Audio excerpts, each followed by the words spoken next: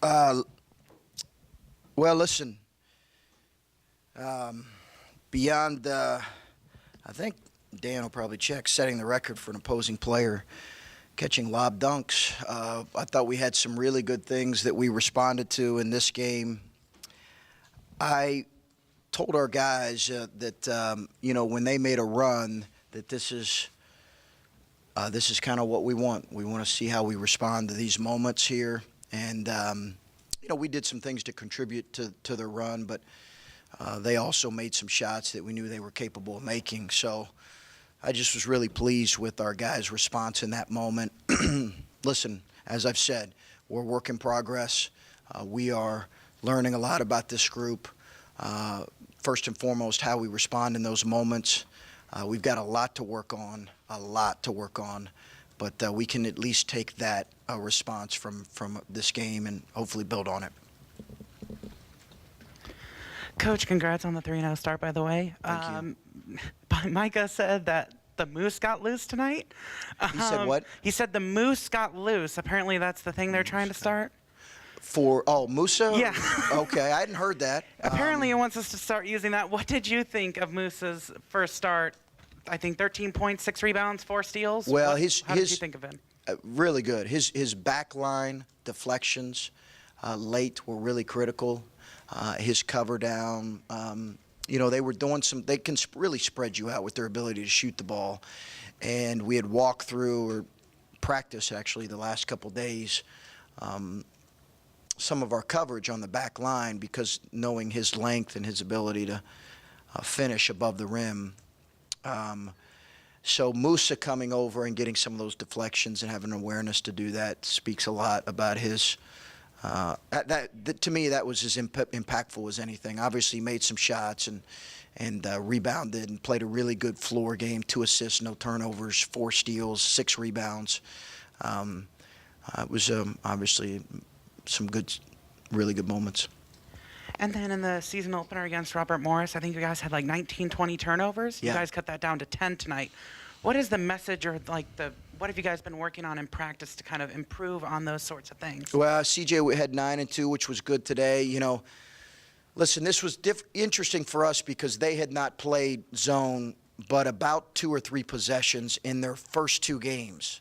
So they had a player out. Obviously, we had a player out. We thought they could zone, but this early in the year, I don't think you're as well-equipped to face zones as you'd maybe like to be.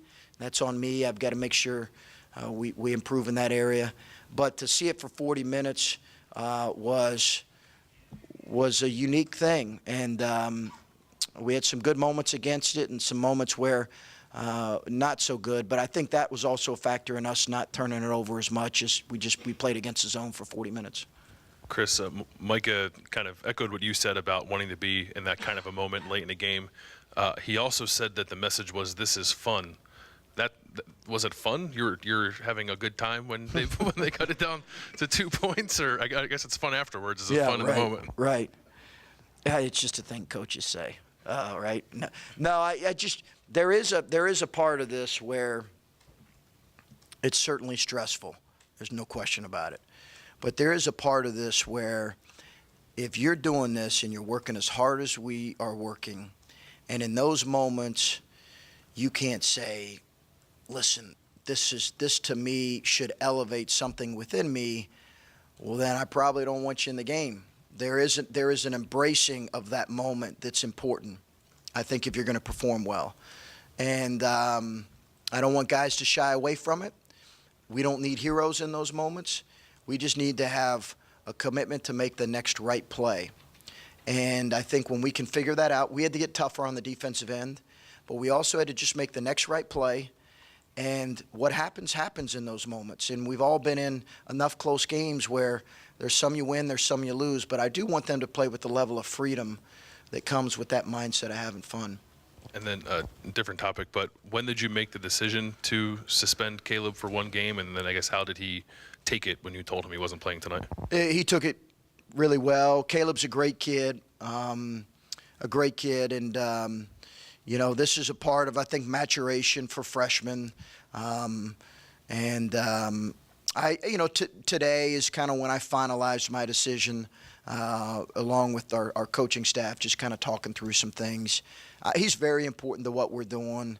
Obviously, we really could have used him. I think he would have been really effective attacking some of the zone here tonight. But he responded great. I just sat in there. I heard him more than anybody else on the bench. So that was great to see. And how did you see Micah handle the situation? Because that seemed to be maybe his most impactful game that we've seen. And he had a strong start and had some really big buckets for you once they cut it to 2. How did you see Micah approach the game, knowing that Caleb wasn't there behind him? Good. I think he knew that his role was going to be increased, as was all of our other guys on the bench. But certainly his role was going to be more increased. And we tried to challenge him with responding against the 7-2 kid. And I thought he did some good things in there. And, he took care of the ball when we threw it in there against the zone. He made strong, powerful plays, catching the ball with 2 feet and 2 hands. I thought, obviously, made his free throws. He did some really good things for us. And I'm sure there's some things we need to clean up with him, but I was proud of his contribution.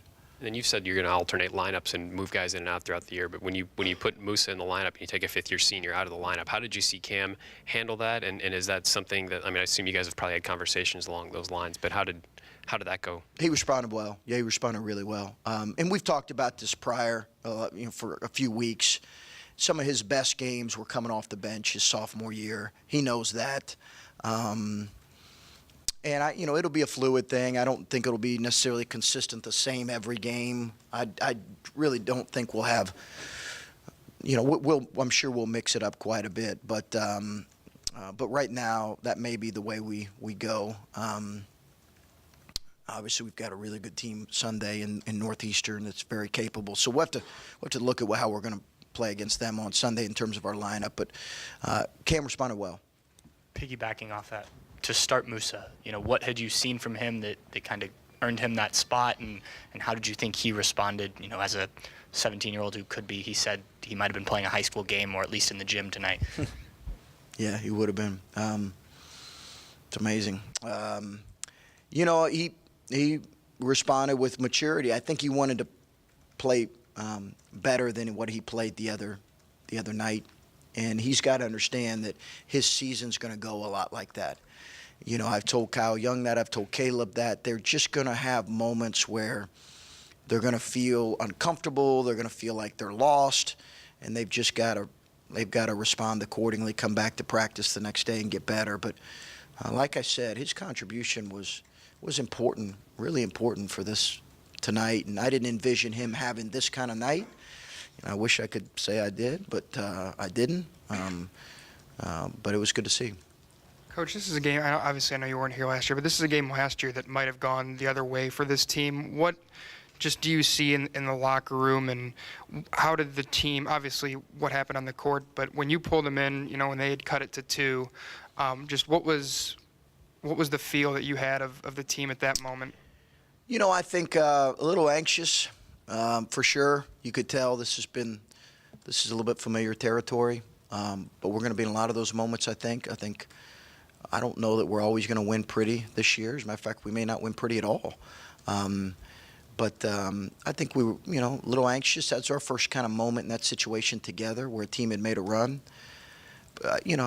Players win games, and in that moment.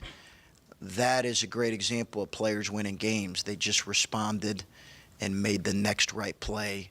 And it was multiple guys who did that. It started, again, with getting a few defensive stops.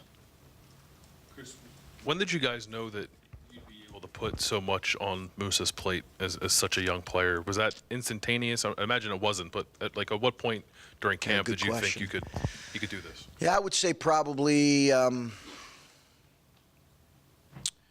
2.5 weeks into practice. You never know because you're going against the same guys, but you're saying, he's maybe a little further advanced than I thought he might be. You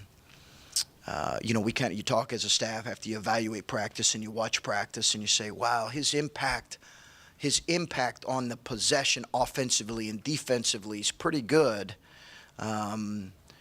I think that's when we started to see, and who knows? He's going to have some moments where he's going to really struggle, but I think then we felt like he may be more than what we, as a freshman, than what we thought, which was, as a freshman, you always think, hey, can they give you, 5, 10, 15 minutes a game? That's a pretty good contribution, and we thought maybe he can give us more, and maybe he's ready to do that. And we also, have a need, It's a little bit different in Kyle's situation, where Kyle's got, a little more depth at the position. He's got Kada right in front of him, who's going to be on the floor a lot, but there's also a need for him there.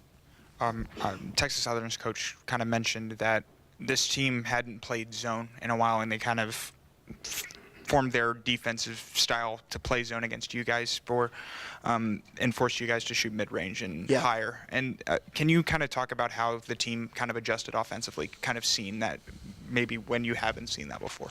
Well, it's funny. Last night, the last couple days in practice, as a coach, believe it or not, as a coach, you put a practice plan together, you go through practice, and then that night you lose sleep wondering if you did the right things in practice the day prior. And as I was kind of thinking through that the last couple nights, I kept thinking, have we went against zone enough? I don't think anybody's going to play it based on the scouting that we've done, but do we think we could see it? Do we have our out-of-bounds package against zone in? Do we have our so we had to adjust on the fly a little bit just because they had not played it. They played one possession of 1-3-1 and one possession of zone in the prior two games. So we showed it to them. We did show it to them because you're always going to show those. The only thing that tipped us off a little bit was when their point guard was left back home. We said, okay, they're going to be bigger. Maybe they'll play zone. Given that, you guys seem to have success against it in the first half and struggle a little bit more in the second half. Can you explain why you were more successful maybe early on? I would think you would get better at it as you go. Good question. With zones, I think you go through pockets of where when you struggle. You go through kind of droughts because you do have to eventually make some. You got to penetrate the zone some. You got to throw in some, but you also got to make some perimeter shots at times. So you do kind of have some droughts. I thought we got relatively clean looks. We changed our offense a little bit about midway through the second half when we started to struggle. I thought we were a little too stagnant, so we went to more of a motion against it, and that freed us up a little bit. I think that at least when I've coached, I've played against the zone for 40 minutes. It's never seemed like we played really good against it for 40 minutes. It's just that the zone has a way of doing that to you. You talked about learning about your team through adversity once they cut it to two and dealing with that. But you also just mentioned having to learn on the fly against a zone you guys maybe weren't super prepared for. Is that another facet of getting to know this team? And that it seems like you dealt with adversity on a number of different fronts tonight. Learning on the fly, having players suspended, having to deal with a late run. Overall, are these a lot of different areas you were hoping to check off as a coach during the early part of the season? Yeah, no question. I think you're right. I think there's a lot we could take from this. We've won against zone a lot in practice. I just think if you know they're going to play that much, you're really preparing going into the game. But I do think that responding to adversity, being a little bit shorthanded, what happens when we have an ankle, injury to a player and we're shorthanded, how are we going to respond? I think that we do take a lot from this game. And again, if you said, hey, biggest thing that was frustrated you, I just didn't feel like in the second half we came out with the kind of defensive stuff that we needed to. And I thought we let them get really comfortable, and that's disappointing. That's probably most disappointing. Coach, you've talked about in past press conferences about relying on Kada and Jason. Is this one of those games where you looked at them in the second half when they were within two and said, this is for you guys now? Yeah, I just kind of said, hey, embrace it and, really focus in on making the next right play. And it's not like it's always going to fall on their shoulders. But I want them to have the courage to step up and make the play when it's there for them. And, Kate has a great way of kind of settling everybody down because that's his disposition anyway. JT can be emotional, but I thought he showed great poise in those moments too. So it was good to see. Those guys they're good. They're really good young men, and I think they're really growing into some really good leadership stuff. Okay, thanks guys.